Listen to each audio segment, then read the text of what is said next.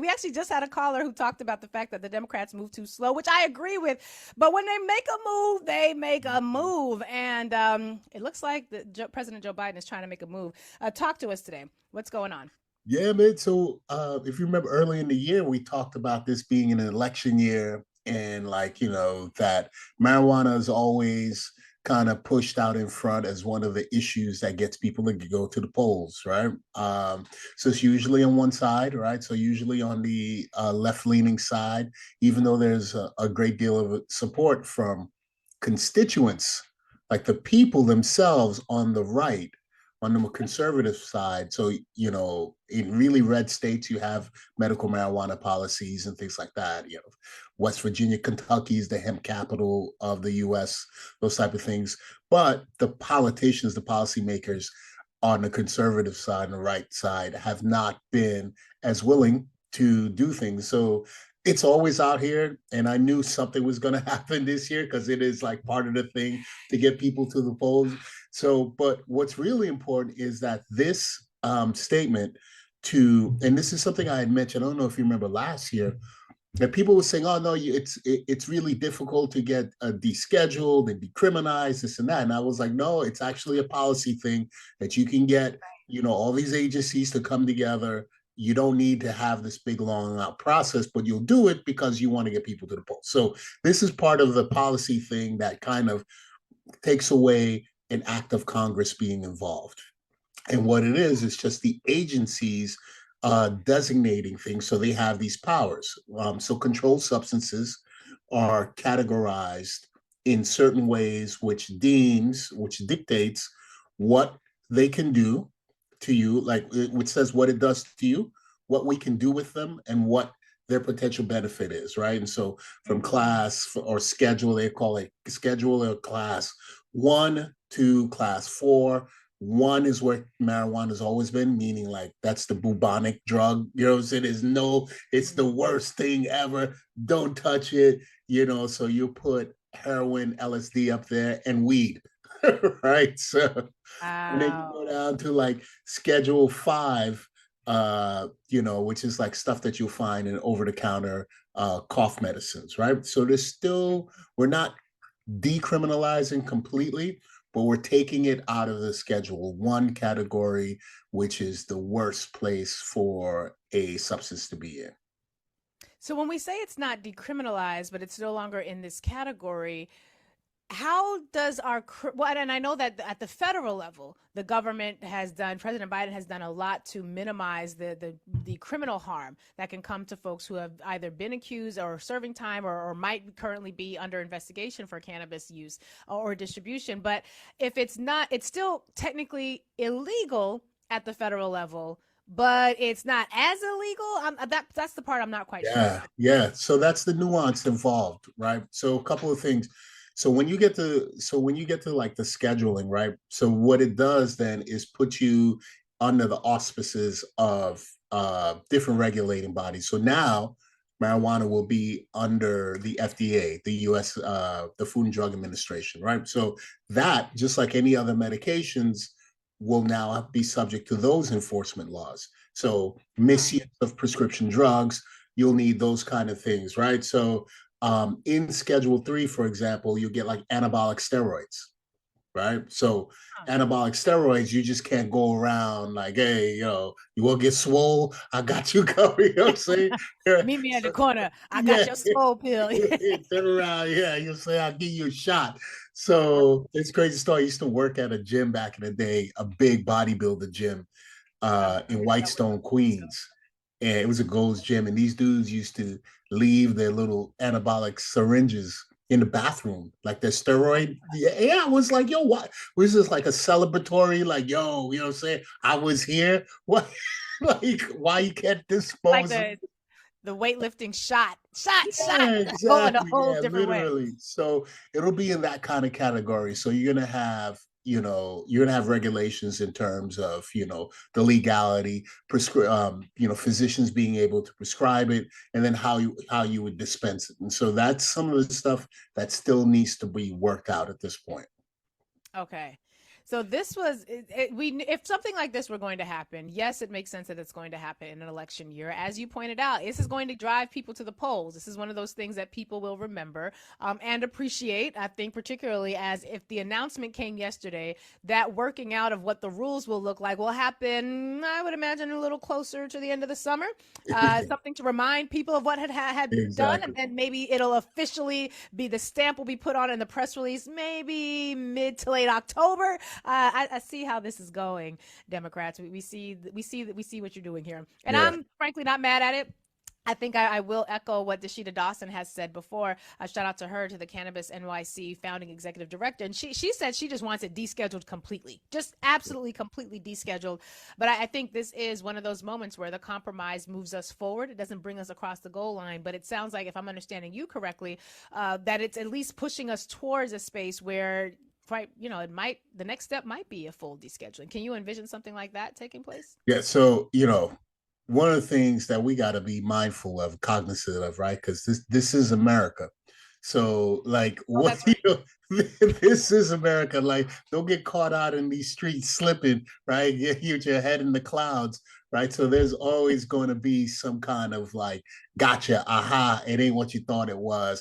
That's just the way things work around here, right? So we would be very, very obtuse if we had this kind of utopian mindset that, oh, everything's going to work out, it's going to work out to our benefit, right?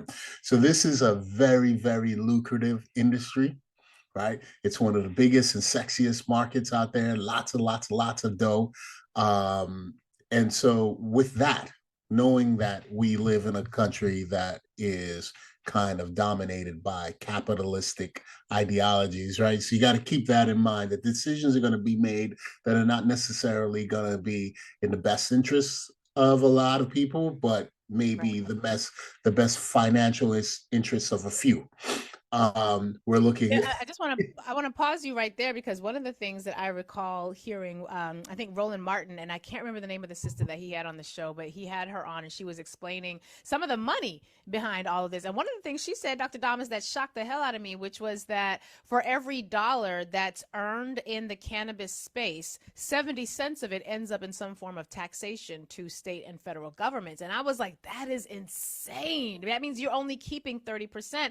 And she talked about the fact that this rescheduling would allow for some additional economic benefits to be redounded to a lot of the folks who are in the industry who, quite frankly, hadn't been able to really, even though we talk about it being a multi-billion-dollar industry, there's a lot of people on the ground level who haven't seen those billions fall into their laps yet. So I think that's also something that this could really help entrepreneurs in a different way. I don't know if you have any thoughts about that part. yep. So one of the, someone in the industry, for example, one of the things that we've had early on issues with was banking, right, and payment processing. So um, because of that, a lot of the small time people weren't, there's no access to like, traditional funding. So you can't get like SBA loans and things like that, right? So if you're trying to start out your little thing, that ain't going to happen that way, right? Because they are not allowed to do that. A lot of organizations are not allowed to provide funding for basically illegal activities, right?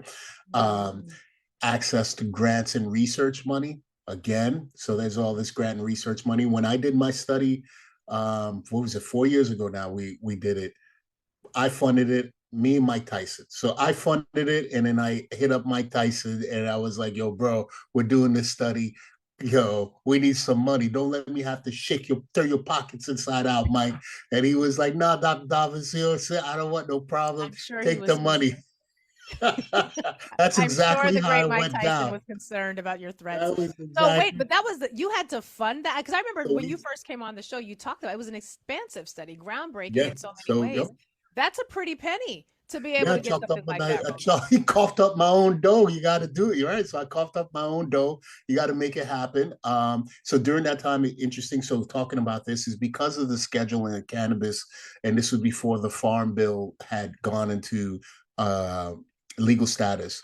Um, I had mentioned this. We weren't able to get approved by IRBs to do that, right? So you want to do this research, but all the agencies or the governing bodies that kind of like the umbrella organizations to make sure that these research projects are not like giving people syphilis and not treating them, right? So make sure we're not doing anything like that. We've certainly seen that Yeah, before. right. And so Yeah. they would reject us, right? So they reject us for a long period of time. And so, I was so committed to this that I was like, listen, how much is it going to cost? All right, I'm gonna go all in. We're gonna make this happen. This needs to happen.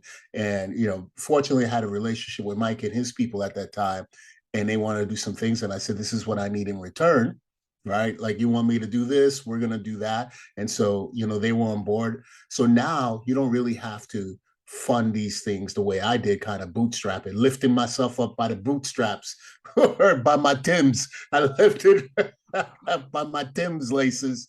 So there's Mm. access to funding, which is really great because there's so many levels of funding. I think one of the things that I'm looking forward to, and I've always said this, and I feel people don't take this into consideration as much, is the effect that the war on drugs and prohibition has had on our communities, the Black and brown communities, and not only in the mass incarceration of people, but the psychological effect that it's had on us, the effect that it's had on our families, right? So this thing is like, there's a lot of damage that has been done specifically through our communities through this policy.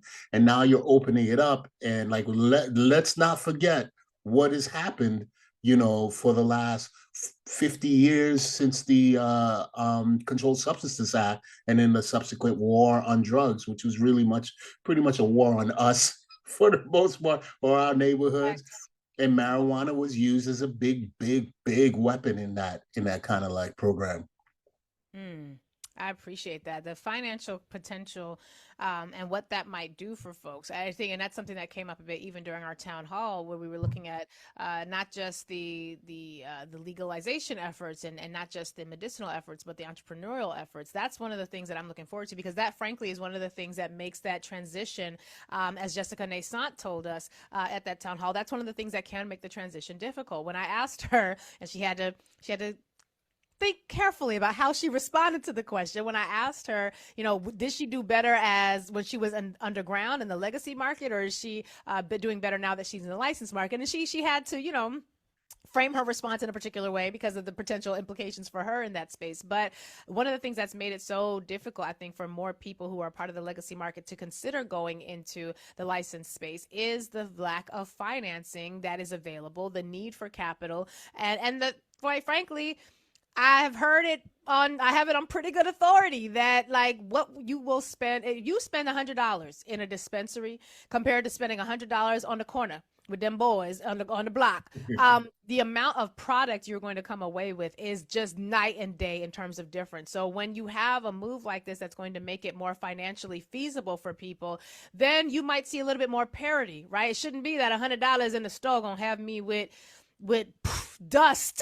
Like $100 on the street is going to get you, able to maintain your needs, for the next several weeks. So I think I was really glad to see it for that reason. Even though I know that there's still more to do, I was appreciative for that reason. But when we're talking about the perspective that we need here and the implications of a Schedule 3 classification or reclassification, give us a sense of the background here. What sort of motivated, why Schedule 3 and not Schedule 2? Why Schedule 3 and not Schedule 4? Like, what do we know about how they reached this decision? All right, so that's a great, great question, right? Because that's always a question that I've been asking a lot of people in the medical community who've been moving forward in this space, right? Right. How did we get about these? Like, where's the data? Where's the science that you're like, hey, this is the cutoff point. This is the THC Right. content, right? This is where, like, where's that information? As a matter of fact, one of the things that the DEA used to support this reclassification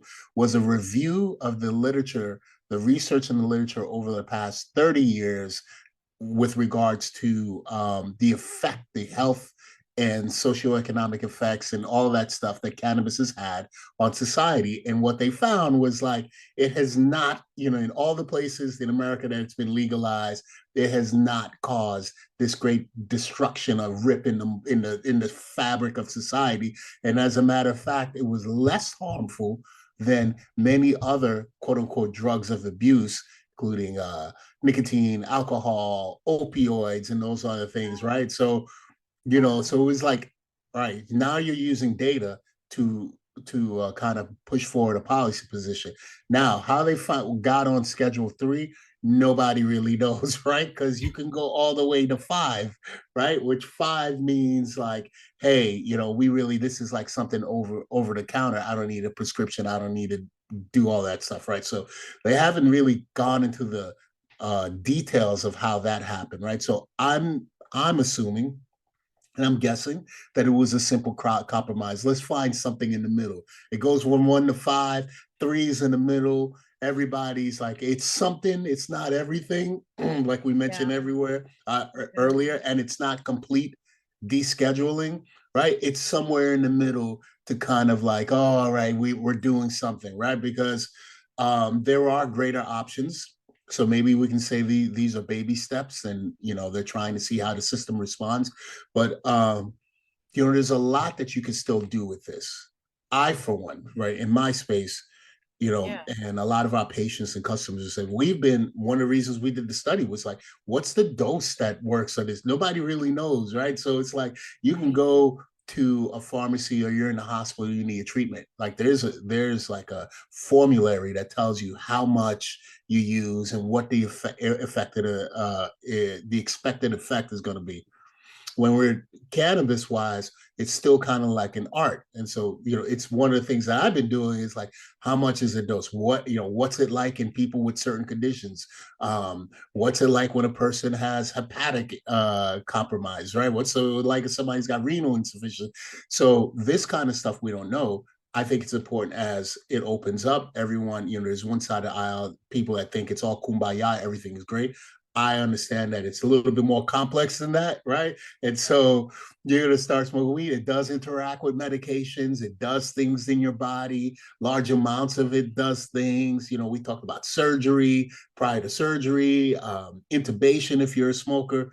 So Oh, wow. yeah, right. So Right. these So kind of now things. I'm going down the Grey's Anatomy list of things that could happen that might be impacted by you Yeah, having consumed cannabis right before your surgery.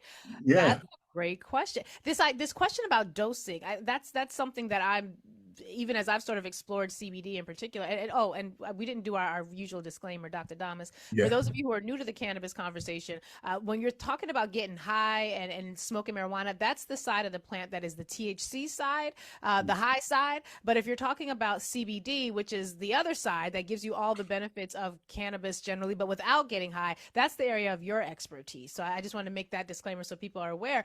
But this idea of the dosing inaccuracies. I tried some CBD gummies, and they'd come in these 25 milligram packs, or they came in gummies of 25 milligrams. And these are things that for back pain, they're really good. We talked about all the benefits of CBD ad nauseum. The pains in the body, sleep aid, and all of these sorts of issues. And I didn't need 25 milligrams. So I cut them suckers in half. Like, I don't need all of this. Like, I mean, it was fine. It didn't do anything. But this inability to get a consistency in dosing, that I think is something that a lot of people, particularly those who are looking to cannabis or as sort of a health benefit, a health support, that's one of the things that I think a lot of folks in their personal use are going to get a lot of benefit from.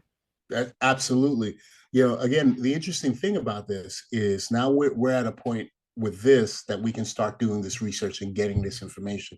This information has been lost to us, right? It's weird, but in terms of traditional or Ayurvedic medicines, right, this knowledge had been passed along, in kind of like the oral tradition, and amongst people, this is how you do it, right? And Yeah, so prohibition took that away. As a matter of fact, cannabis and that information used to be part of say it with me, physicians. Yeah, here we go. Physicians' desk reference, right? So it's in there. So you could, and it was part of the pharmacopoeia up until like 1939, 40. So there was like, if you were a doctor back in those days or a pharmacist, you could open up your book. And if you wanted to create medicines, because, a lot of stuff used to be created on site by the pharmacist, and some doctors used to create their own medicines for their patients back then, right? You open up your reference book and then you put together Yeah, you put together your little medicine, your elixirs, your potions, these are for your patients. That's how I used to work back in the day. That makes sense. I'm thinking, you know what? And here goes my colonized mind. The reason that makes sense when I think about it, I'm thinking about like an American medical doctor Yeah. figuring out which herbs to use. And that image doesn't make a lot of sense to me. But the image of traditional doctors, doctors that we had before the Western systems of sort of, appropriating information and not really understanding it and putting it in a pill and not understanding the use of the plants, not just cannabis, any plant. Yeah, if you went to the community healer, the community doctor, they weren't going to write out a prescription for you and send you down to the pharmacy. They were the pharmacy. They knew the herbs for different things. Yeah. They would make the teas, make the powders, make the salves, make the concoctions, give you the food to add to your meal. That's a part of what they knew. That vision of it makes a lot of sense to me.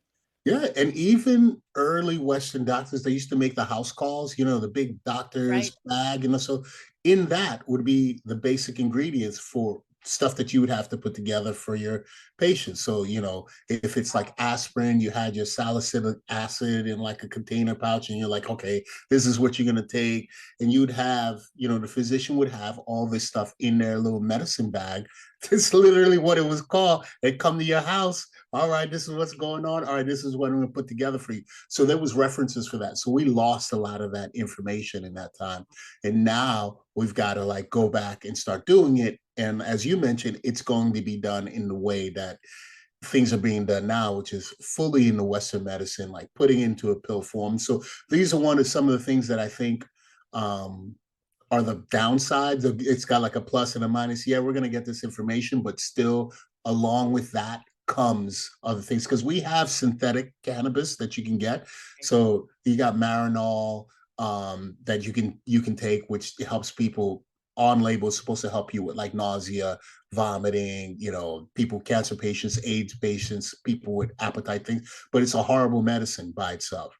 So I've had experience during my residency giving it to a patient, and my man was like, "Hey doc," he was like, "I had the worst night ever.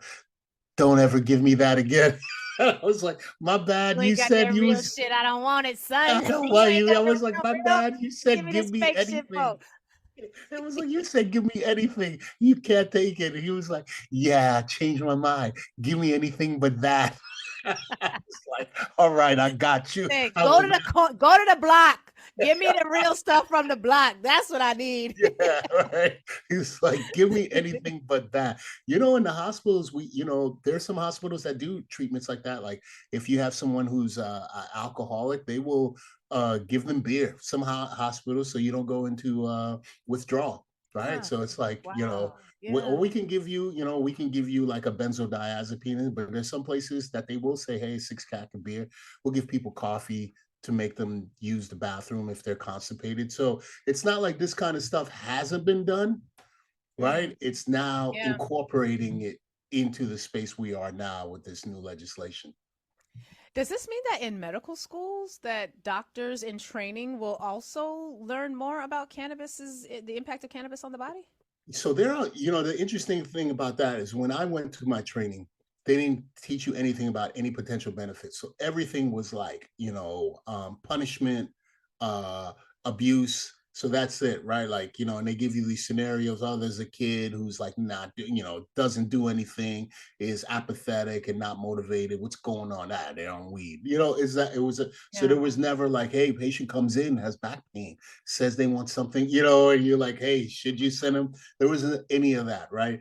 In a few states, there have been schools that have started incorporating it just because there have been so many people who have been incorporating into their lifestyles that these are what your patients are doing. So it's being driven more by what the patients are doing than the institutions. So how are you going to handle it?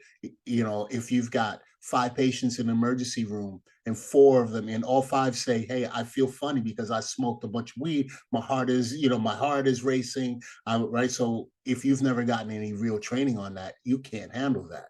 Right. Right. And then if you Right. can't handle that, then you're not able to meet the needs of your patient population. So you have a lot of institutions starting to do that kind of training early on, so that as they meet the patient population, they can better meet their needs.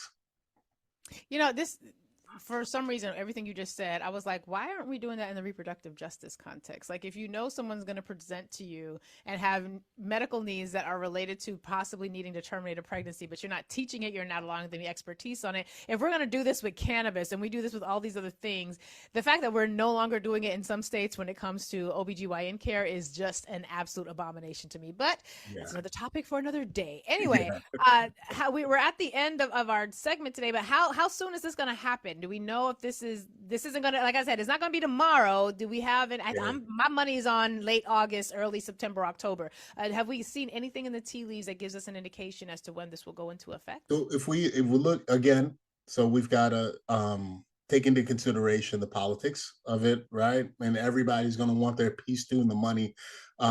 So there's a whole process that needs to be made. It's like opinions, public statements, policymakers have to be involved. So there's people going to use that time to get on their soapbox and talk about reefer madness and the scourge that marijuana legalization will bring upon the planet and the country. And then there's going to be some wrangling behind all the people who have interests, pharmaceutical companies, large healthcare providers, right? Um, because now you Schedule 3, you're talking about being able to have this paid by your medical insurance. So there's reimbursements, right? There's billing codes. There's a whole bunch of stuff that needs to be, fleshed out before you do that. So I personally would say before we see any like major movement, maybe 4 months, right? And then from there, it'll probably go through the election. If it's me, just being someone who's seen this kind of stuff before, use it as a carrot, like, hey, we need you guys to come. If you vote, yada yada yada, we're gonna do this, right? We Yeah. can't do Okay. it by ourselves. We need you. So I probably see something happening that's incomplete prior to the election and using that as a reason to, like, hey, we need you to push us against, further push us past the finish line, right? So I don't think anyone should expect anything concrete until next year after like the inauguration 2025, and then they get into that, because there's going to need to be some legislation in Congress to kind of like really get this well organized. Yeah. Yeah. All right, so this is going to be something that continues to reverberate, and Yeah. I will say, good job getting it from 1 to 3. Yeah. Let's see if we can get it from 3 to 9. Like that's not scheduled whatsoever. We gonna keep pushing the envelope, but I'm glad that we're at least seeing that there is some responsiveness, and that to me is one of the things that, quite frankly, is sets up the difference when it comes to electoral engagement. I heard somebody say you want the person in office who is going to be the person that you can influence, the person that you can shape, the person that you can, when you say no, we're not doing that, they might actually listen. And so I don't need you to be perfect in office, because there is no perfect office holder, but there's a difference between having someone in office who's willing to hear what you have to say and compromise with you. Not going to give you everything that you want, but willing to compromise with you, as compared to someone who says no, go in the Absolutely room. not. That's exactly. I agree with you on that. Right. It ain't gonna Yeah. be perfect, but each step is a step forward in the right direction. Right. It's like we definitely do not want to go back to like the 80s, 90s, early 2000s. Right. We were like locking people up, and as I mentioned in the past, specifically in our community, we've been getting arrested and losing people to this. Right. And at the same time, as this is becoming more widely accepted, we're not participating on the financial part in the at the same levels, and in the medical part we're not participating. So our people are not being patients. We're not patients at the same Yeah. level, right? We just aren't, and there's a lot of reasons for that. So we're getting hit in a lot of different ways. So I'm looking forward to like continue to work and help us like find our way through this, right? Because it's really, Yeah. really important. It's one of the biggest issues going on now amongst, but I think, from where I come from, and historically, in terms of medical disenfranchisement, this has been one of the biggest things that has taken place, right? And it just like, it's so ingrained. Everybody knows about the war on drugs, right? We all know, how bad it's been for us. And we've had athletes, the draft just passed. And like, right back in the day, kids used to lose everything over that. So, Yeah. looking forward to it. If you guys got any questions, you know how to hit me up. 833-362-3262, 833-362-3262. Also, you can go to the website, drdamas.com, drdamas.com, or doctordamas.com. Type in the code Lurie if you want to purchase anything. She hooks you up because you guys are the crowd that brings the noise, that makes it happen. So she's happy to bless y'all, and we're happy to bless y'all. And I will keep coming on the show as long as she'll have me.